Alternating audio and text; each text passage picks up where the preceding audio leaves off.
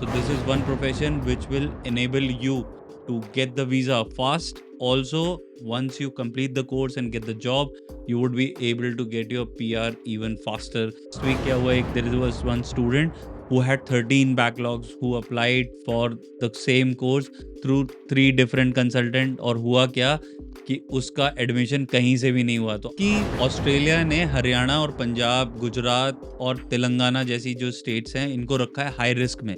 Means कि वहाँ के जो जेन्युइन बच्चे हैं वो भी सफ़र कर रहे हैं। These days, universities as well as immigration is very picky about the quality of student which are coming to Australia. Hi, hello everyone. This is Chakit from VAC Global Education. In this video, I am going to help you clear your doubts regarding Masters of Teaching and Masters of Education. क्या है इन दोनों professions में qualification में difference, वो इस video में हम deep down जानेंगे और ये जानेंगे कि इन दोनों में डिफरेंस क्या है और आप कैसे अपने करियर में एक बेटर चॉइस ले सकते हो, जिससे कि आपको जाके आने वाले टाइम में दिक्कत ना हो, ना ही एडमिशन में, ना ही हो वीज़ा में, और आप एक ऐसा करियर बना सको जिसमें कि आप बहुत ज़्यादा एक्सेल करोगे। So let's start with today's video.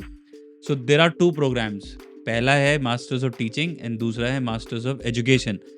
Masters of teaching वो कोर्स है जो आपको टीचर बनने में एनेबल करता है, और मास्टर्स ऑफ एजुकेशन वो कोर्स है जो आपको एडमिनिस्ट्रेटिव जॉब्स की तरफ लेकर जाता है इन द एजुकेशन सेक्टर। सो इनमें कौन कौन सी जॉब हो सकती हैं? जैसे अगर आप मास्टर्स ऑफ टीचिंग में जाते हो तो आप early childhood, primary teacher, secondary teacher, tertiary teacher, इस तरीके से 4 ऐसे अलग अलग प्रोफेशंस हैं। इसमें आप अलग अलग सब्जेक्ट्स के टीचर बन सकते हो, अलग अलग स्पेशलाइजेशन कर सकते हो। वेयरएल्स मास्टर्स ऑफ एजुकेशन में आप जाओगे एडमिनिस्ट्रेटिव साइड में, जहाँ पर आप करिकुलम डिज़ाइनिंग, आप जाओगे स्कूल एडमिनिस्ट्रेशन, सिलेबस कैसे बनेगा, एक्स्ट्रा करिकुलर एक्टिविटीज़ कैसे होंगी, कैसे बजटिंग होगी, काउंसलिंग होगी, इस तरीके की कोर्सेज में। तो ये दोनों अलग अलग प्रोफेशंस हैं।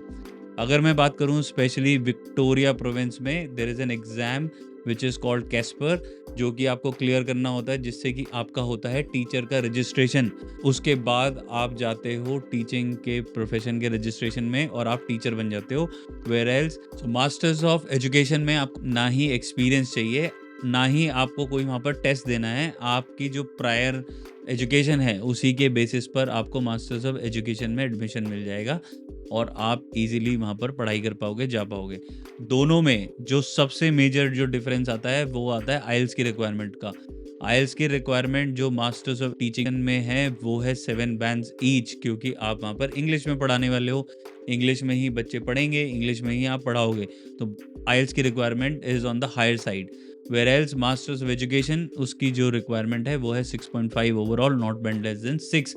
तो शायद अभी इन सारी बातों को सुनने के बाद आपका थोड़ा सा दिमाग में क्लैरिटी आई होगी कि आपको टीचिंग में जाना है या फिर आपको एजुकेशन में जाना है, आपको टीचर बनना है या फिर आपको एडमिनिस्ट्रेटिव साइड जाना है, जहाँ पर आप टीचर्स को एनेबल करोगे कि वो कैसे पढ़ाएंगे और कैसे एजुकेशन इम्पार्ट करेंगे। अब बात कर लेते हैं इनकी ट्यूशन फीस की, कि दोनों में ट्यूशन फीस में कितना डिफरेंस है। तो अगर मैं बात करूँ group of 8 which are the top universities in Australia which are ranked in top 100 in the world, उनकी जो फीस है वो है एनीवेयर बिटवीन 20 to 25 lakhs। इसमें आपको आपकी परसेंटेज के बेसिस पर स्कॉलरशिप भी मिल सकती है which can save 2 to 5 to 10 lakhs depending upon what profile you have. और अगर मैं लेवल 1 यूनिवर्सिटीज़ की बात करूं आज की डेट में, जिसकी वीज़ा लगने की प्रोबेबिलिटी काफ़ी हाई है, उसमें जो फीस होगी वो anywhere between 16 to 20 lakhs। So depending upon your budget you can choose which program you want to take and which profession you want to go ahead with. तो इसमें जो दोनों ही ये जो प्रोफेशन है, इसमें सबसे ज़्यादा जो डिमांड में है वो है teaching program. So teaching program is one of the program which is highly in demand, and the starting salary for the teachers is anywhere between $65,000 to $70,000 per year।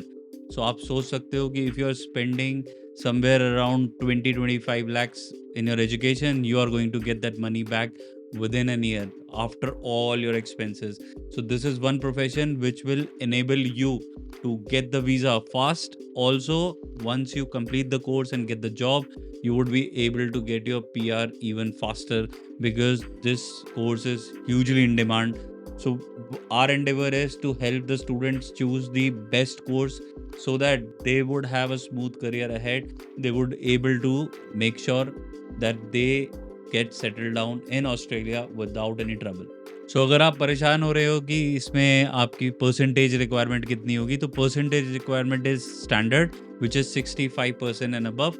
Backlog अगर आपकी ज़्यादा है तो that can be a trouble. So again you would need somebody who is experience, क्योंकि Australia में क्या होता है कि once you do the application and if your application has any sort of glitches, like for example I just share कि last week क्या हुआ, एक there was one student who had 13 backlogs who applied for the same course through 3 different consultant, और हुआ क्या कि उसका admission कहीं से भी नहीं हुआ. तो आपको ये मेक श्योर करना है कि आप ये गलती ना करें कि आपकी बैकलॉग अगर ज़्यादा हैं तो आप उसको छुपा रहे हो, या फिर ऐसे कोर्स या ऐसी यूनिवर्सिटी या ऐसी कंसल्टेंट के थ्रू अप्लाई कर रहे हो who do not have an idea कि ऑफर आएगा नहीं आएगा. तो please do not do all these kind of mistake.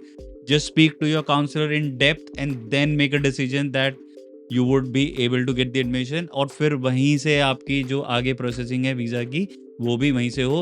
It will be very very beneficial for you. अब next point in the list है कि ऑस्ट्रेलिया ने हरियाणा और पंजाब, गुजरात और तेलंगाना जैसी जो स्टेट्स हैं इनको रखा है हाई रिस्क में.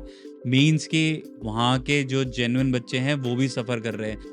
सो अगर आप एक जेन्युइन स्टूडेंट हो जिसकी 65% एंड अबव है, जिसके पेरेंट्स के पास 12 से 15 लाख रुपए की ITR है, जिनके पास 35 to 40 lakhs 3 months old funds हैं, तो आपको कहीं भी निराश होने की ज़रूरत नहीं है. आप हमारे पास आइए, हम आपका एडमिशन कराएंगे, हम आपका वीज़ा लेकर आएंगे और आपके पूरे प्रोसेस को इतना स्मूथली प्रोसेस करेंगे कि आपको पता भी नहीं लगेगा कि कब आप ऑस्ट्रेलिया पहुंच गए हो.